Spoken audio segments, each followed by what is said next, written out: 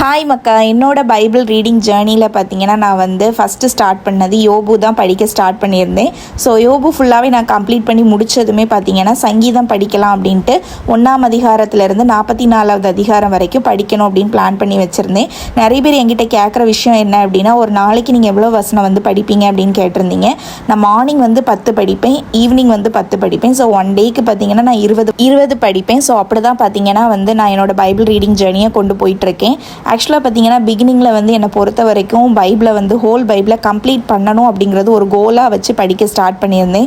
ஆனால் இத்தனை நாள் வந்து பைபிளோட பயணிக்க ஆரம்பித்ததுக்கப்புறமா எனக்கு ரியலைஸ் ஆன ஒரு விஷயம் என்னென்னா, ஹோல் பைபிளை வந்து படிக்கணும் அப்படிங்கிறது ஒரு கோலாக வச்சு படிக்கிறத விட பைபிளை வந்து ஃபீல் பண்ணணும், பைபிளோட கனெக்ட் ஆகணும், பைபிளில் இருக்கிற விஷயங்களை வந்து நம்மளோட லைஃப்பில் ஃபாலோ பண்ணணும் அப்படின்னு நினச்சி படிக்கும்போது கொஞ்சம் நல்லா இருக்கிற மாதிரி எனக்கு தோணுச்சு.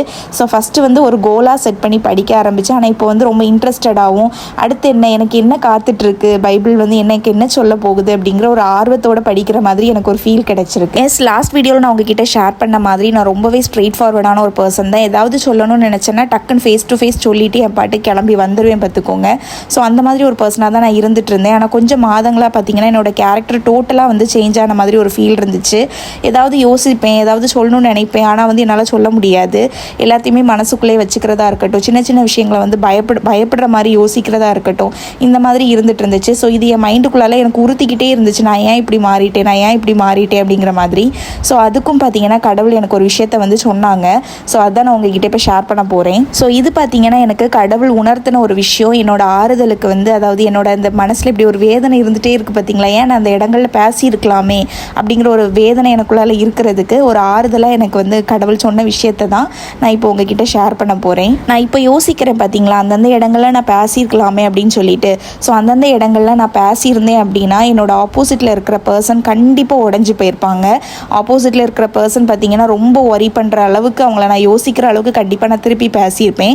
ஸோ அதனால தான் கடவுள் வந்து என்னை வந்து திருப்பி பேசாமல் அந்த இடத்துல தடுத்தாரோ என்னமோன்னு எனக்கு வந்து இப்போ உணர வச்சாங்க.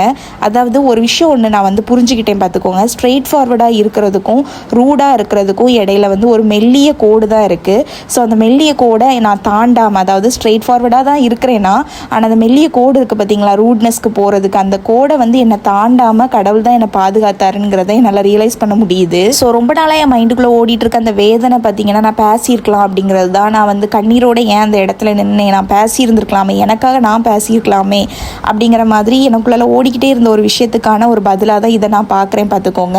ஏன்னா மேபி நான் பேசியிருந்தால் என்னோட ஆப்போசிட்டில் இருக்கிற பர்சன் கண்டிப்பாக உடஞ்சிருப்பாங்க, அவங்கள நான் வருத்தப்பட வச்சுருந்துருப்பேன். ஸோ அந்த விஷயம் வேண்டாம், அவங்கள ஏன் நான் காயப்படுத்தணும், அப்படி தானே. ஏதோ ஒரு விஷயம் எனக்கு நடந்துச்சு, அந்த விஷயத்துக்காக நான் குரல் கொடுக்காட்டா அஃப்கோர்ஸ் கண்டிப்பாக எனக்காக அவர் குரல் கொடுப்பார் நிச்சயமாக. அந்த இடத்துல வந்து நான் பேசாதது கூட எனக்கு இப்போ ஒரு ப்ளஸ்ஸாக தான் படுது. என் அம்மா தான் என்கிட்ட சொன்னாங்க, நீ பேசாமல் வந்ததை நினச்சி நீ ஒரி பண்ணாத, மேபி உனக்காக கடவுள் அந்த இடத்துல பேசுவார் அப்படிங்கிறத சொன்னாங்க. எனக்கு நல்லா இருந்துச்சு அது கேட்கும்போது. வசனங்கள் மூலமாகவும் என்கிட்ட அவர் அதை தான் திரும்ப திரும்ப சொல்லிக்கிட்டே இருக்கிறாரு. பயப்படாத, உன் கூட நான் இருக்கேன், நீ ஏன் கவலைப்படுற அப்படிங்கிற மாதிரி ரிப்பீட்டடாக வசனங்கள் மூலமாக என்கிட்ட அவர் பேசுகிற விஷயமும் அதுதான். ஸோ நான் ரியலைஸ் பண்ணதும் அதுதான். நான் வந்து ஏன் பயப்படணும், அஃப்கோர்ஸ் எனக்காக அவர் இருக்கும்போது நான் ஏன் பயப்படணும் அப்படிங்கிற மாதிரி எனக்கும் இப்போ புரிய வந்துடுச்சு. ஸோ இந்த வீடியோ பார்க்குற உங்ககிட்டே நான் வந்து ரொம்ப ப்ளீஸ் பண்ணி கேட்குற ஒரு விஷயம் என்ன அப்படின்னா, நீங்களும் என்ன மாதிரி ஸ்ட்ரெயிட் ஃபார்வர்டாக இருக்கீங்க அப்படின்னா ஒரு விஷயத்தை மட்டும் நல்லா தெரிஞ்சுக்கோங்க. ஸ்ட்ரெயிட் ஃபார்வர்டாக இருக்கிறதுக்கும் ரூடாக இருக்கிறதுக்கும் இடையில ஒரு மெல்லிய கோடு தான் இருக்குது. ஸோ அந்த கோடை வந்து நம்ம தாண்டாமல் இருக்கிற வரைக்கும் ஆப்போசிட்டில் இருக்கிற பர்சனை பார்த்தீங்கன்னா நம்ம வந்து காயப்படுத்த மாட்டோம். அதுதான் வந்து எனக்கு சொல்லணும்னு தோணுச்சு. ஏன்னா நிறைய பேர் நம்ம அப்படி தான் நினச்சிட்டு இருக்கோம், நான் ரொம்ப ஸ்ட்ரெயிட் ஃபார்வர்ட் அப்படின்னு சொல்லிட்டு படப்படன்னு பேசுகிறதுனால ஆப்போசிட்டில் இருக்கிறவங்க நம்ம வின் பண்ணிடுறோம் அப்படின்னு நினைக்கிறோம். ஆனால் வின்னிங் அப்படிங்கிறது வந்து ஒருத்தரோட காயத்தில் தான் நம்ம வின் ஆகிறோம். ஸோ அது தேவையில்லை அப்படின்னு நான் நினைக்கிறேன். என்னையுமே நிறைய பேர் அந்த மாதிரி காயப்படுத்தியிருக்காங்க வார்த்தைகள்னால. அப்புறமா லேட்டராக நான் ரியலைஸ் பண்ணியிருக்கேன், அவங்க இந்த விஷயங்கள் என்கிட்ட சொல்லாமே இருந்திருக்கலாமே, எதுக்கு என்ன இவ்வளோ தூரம் டவுன் பண்ணணும் அப்படிங்கிற மாதிரி நான் யோசிச்சிருக்கேன். ஸோ அதே விஷயத்தை தான் நானும் செஞ்சுருக்கலாமேன்னு யோசிக்கும் போது நான் செய்யாமல் விலகி வந்திருக்கேன். ஸோ அதுக்கு வந்து நான் காட்க்கு தேங்க் தான் பண்ணணும் அப்படின்னு நினைக்கிறேன். இப்போன்னு நினைக்கும் போது ஓகே, நான் அந்த இடங்களில் பேசாததுக்கு ரீசன் இருக்குது, அவர் தான் என்னை தடுத்திருக்காரு.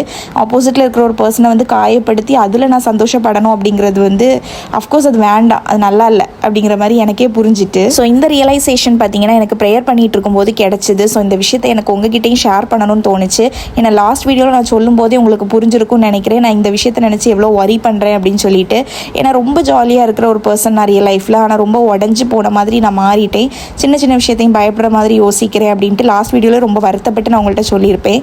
ஸோ அது பார்த்திங்கன்னா டோட்டலாக இப்போ மாறிடுச்சு. எனக்கு அந்த மனசில் அந்த ஒரு விஷயம் உறுத்திக்கிட்டே இருந்து பார்த்திங்களா, அது இப்போ எனக்கு இல்லை. ஸோ ரொம்ப தேங்க்ஃபுல்லாக ஃபீல் ஆகுது இந்த ரியலைசேஷனை எனக்கு வந்து காட் கொடுத்ததுக்காக. ஸோ உங்கள் மனசில் ஏதாவது ஒரு விஷயங்கள் இப்படி உறுத்திக்கிட்டே இருக்குது, எதையாவது ஒரு விஷயத்தை நினச்சி நீங்கள் வந்து கண்டினியூஸாக ஒரி பண்ணிகிட்ருக்கீங்க அப்படின்னா ப்ளீஸ் ஒரி பண்ணாதீங்க. நானும் அப்படி தான் ஒரி பண்ணிகிட்டு இருந்தேன். ஆனால் அதுக்கு ஒரு ரியலைசேஷன் கிடைச்சதுக்கப்புறமா தான் எனக்கு தெரிய வருது, ஓகே நான் பண்ணாதது கூட இப்போ நல்லது போல் இருக்குது அப்படிங்கிற மாதிரி எனக்கு வந்து புரிய வந்துச்சு. ஸோ ஒரு விஷயத்தை நினச்சி நீங்கள் இப்போ ஒரி பண்ணிகிட்ருக்கீங்க அப்படின்னா அந்த விஷயம் மேபி நீங்கள் அது பண்ணாமல் இருந்தது கூட ஒரு விதத்தில் நல்லதாக தான் இருக்கும் அப்படிங்கிற ஒரு பாசிட்டிவ் திங்கிங்கை கொண்டு வந்துருங்க. ஸோ அதுக்காக தான் எனக்கு இந்த விஷயத்தை உங்ககிட்டையுமே தெரியப்படுத்தணும் அப்படின்னு தோணுச்சு. ஐயோ நான் சொல்லாமே போயிட்டுருக்கேன் பார்த்தீங்களா, இப்போ நான் என்ன வேர்சஸ் படிக்க ஸ்டார்ட் பண்ணியிருக்கேன் அப்படின்னு சொல்லிட்டு. ஸோ இப்போ நான் ஸ்டார்ட் பண்ணது பார்த்தீங்கன்னா ஏசாயா. ஸோ நான் யோசித்தது வந்து மத்தேயு அண்ட் மார்க்கு தான் படிக்கணும் அப்படின்னு யோசிச்சு வச்சுருந்தேன். ஆனால் என்னென்னு தெரியல, சடனாக எனக்கு ஏசாயா படிக்கணும்னு தோணுச்சு. ஸோ அங்கே ஸ்விட்ச் ஆகிட்டேன் அப்படியே. ஸோ இப்போ நான் ஸ்டார்ட் பண்ணியிருக்கிறது வந்து ஏசாயா தான் படிக்க ஆரம்பிச்சிருக்கேன். ஏசாயாவில் வந்து அந்த ஹோல் ஏசாயாவும் முடிக்கணும். ஸோ அந்த வகையில் இப்போ காலையில் 10 ஈவினிங் 10 அப்படிங்கிற மாதிரி பிளான் பண்ணி படிச்சுட்ருக்கேன். ஸோ இப்போ என்னோடய கோல் வந்து ஏசாயா ஃபுல்லாக கம்ப்ளீட் பண்ணணும், மத்தேயும் ஃபுல்லாக கம்ப்ளீட் பண்ணணும், ஹோல் பைபிளை ஃபுல்லாக கம்ப்ளீட் பண்ணணும். அப்படிங்கிறத தாண்டி எனக்காக என்ன இருக்குது, பைபிள் என்கிட்ட என்ன பேசுது, எனக்கு பைபிள் என்ன சொல்லி தருது, பைபிளோட டேஸ்ட் எனக்கு ஃபீல் பண்ணணும் அப்படிங்கிற மாதிரி உணர்ந்து நான் படிக்கிற ஒரு டிஃப்ரென்ஸ் வந்து எனக்கு வந்திருக்கு. ஸோ நான் இப்போ சொல்லும்போது அது உங்களுக்கும் ரியலைஸ் ஆகும், உங்களுக்குமே அது புரிய வரும். ஏன்னா நான் பிகினிங்கில் நான் எப்படி பேசினேங்கிறது உங்களுக்கு தெரியும். பைபிள் எனக்கு ஃபுல்லாக முடிக்கணும் அப்படிங்கிற ஒரு ஆர்வம், அதுவும் the power of your subconscious mind book படித்ததுனால வந்த ஒரு ஆர்வம் அப்படிங்கிறத நான் ஷேர் பண்ணியிருந்தேன். ஆனால் இப்போது பைபிள் படிக்க பைபிள் கூட ட்ராவல் பண்ண ஆரம்பித்ததுக்கப்புறமா டோட்டலாக என்னோடய வே ஆஃப் திங்கிங்கே மாறிடுச்சு அப்படின்னு சொல்லலாம். ஸோ அது உங்களுக்கும் புரியும் அப்படின்னு நான் நினைக்கிறேன். இன்னொரு விஷயம் எனக்கு உங்ககிட்ட ஷேர் பண்ணணும்னு தோணுச்சு. நான் பைபிளை வந்து ப்ரீச்சிங் பண்ணல, அது நீங்கள் கொஞ்சம் புரிஞ்சுக்கோங்க. ஏன் அப்படின்னா பைபிள் ப்ரீச் பண்ணுற அளவுக்கு எனக்கு நாலேஜ் இருக்கான்னு கேட்டிங்கன்னா அஃப்கோர்ஸ் எனக்கு கிடையாது. ஏன்னா எனக்கு பைபிள் நாலேஜே இல்லைங்கிறப்போ எப்படி என்னால் பைபிளை வந்து ப்ரீச்சிங் பண்ண முடியும்? ஸோ கரெக்டாக. ஸோ நான் வந்து பைபிளை வந்து ப்ரீச்சிங் பண்ணலை, நான் வந்து ரியலைஸ் பண்ணுறதை வந்து ஜஸ்ட் ஷேர் பண்ணுறேன். ஏன்னா பைபிள் அப்படிங்கிற ஒரு வேர்ல்டுக்குள்ளே நான் கிடையாது, என்னோடய வேர்ல்டே வேறு. நான் இப்போ தான் இந்த வேர்ல்டுக்குள்ளே வந்திருக்கேன். ஸோ இந்த வேர்ல்டுக்குள்ளே வந்து இந்த வேர்ல்டில் என்னெல்லாம் இருக்குது அப்படின்னு தெரிஞ்சுக்கிறத வந்து வாட் ஐம் ஃபீலிங், அதை தான் நான் வந்து அப்படி ஜஸ்ட் வந்து என்னோடய வீடியோஸ் மூலமாக ஷேர் பண்ணுறேனே தவிர பைபிள் ப்ரீச்சிங் நான் பண்ணலை. ஸோ இதை நீங்கள் வந்து தெரிஞ்சுக்கோங்க. ஏன்னா நிறைய பேர் வந்து நான் பைபிள் ப்ரீச்சிங் பண்ணுறேன் அப்படின்னு நினச்சிட்டு நிறைய பேர் எனக்கு வந்து பர்சனலாகவும் மெசேஜ் பண்ணி நிறைய விஷயங்கள் சொல்லியிருந்தீங்க.